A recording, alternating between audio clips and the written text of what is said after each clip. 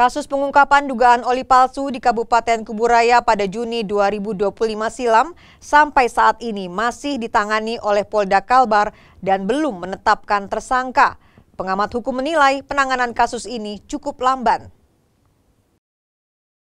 Meski pengungkapan sudah cukup lama terjadi, namun hingga kini Polda Kalbar belum menetapkan satu orang pun sebagai tersangka dalam kasus dugaan oli palsu di Kabupaten Kuburaya.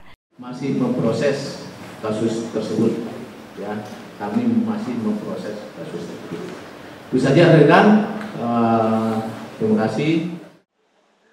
Sementara itu, pengamat hukum Herman Hofi Munawar mengaku sangat prihatin dengan kinerja penanganan kasus ini karena pihak-pihak yang terlibat sudah jelas. Gudang penyimpanan oli diduga palsu sudah disegel dan uji forensik juga sudah dilakukan. Karena itu menurut Herman Hofi tidak ada alasan untuk tidak menetapkan tersangka. Juga pihak-pihak terkait sudah jelas, ya kan, bahkan gudangnya sudah disegel, sudah tapi ya enggak, sepertinya kalau enggak ada progres sama sekali. Tidak ada alasan sebetulnya untuk segera ditetapkan tersangkanya. Sudah jelas kok siapa yang punya oli, sudah jelas, berapa jumlah olinya sudah jelas, gudangnya sudah jelas, bahkan sudah disegel. Ini kan mestinya harus sudah ada langkah-langkah yang progresif dilakukan oleh penyidik Polda Kalbar. Saya nggak ngerti kenapa demikian. Sebenarnya persoalan saya sederhana sekali kok.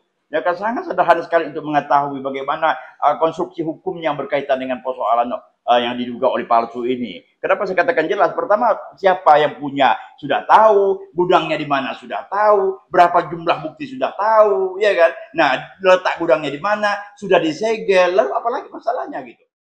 Sebelumnya, pada Jumat 20 Juni 2025, sekitar pukul 1 siang, tim gabungan Intel Kejati Kalbar, Bais, Intel Mob Polda Kalbar, Intel Kodam 12 Tanjung Pura, Intel Lanut Supadio, Intel Lantamal 12, dan pihak Pertamina menggerebek gudang oli diduga palsu di kawasan pergunungan Ekstra Jos, Jalan Arteri Supadio, Kecamatan Sungai Raya, Kabupaten Kuburaya.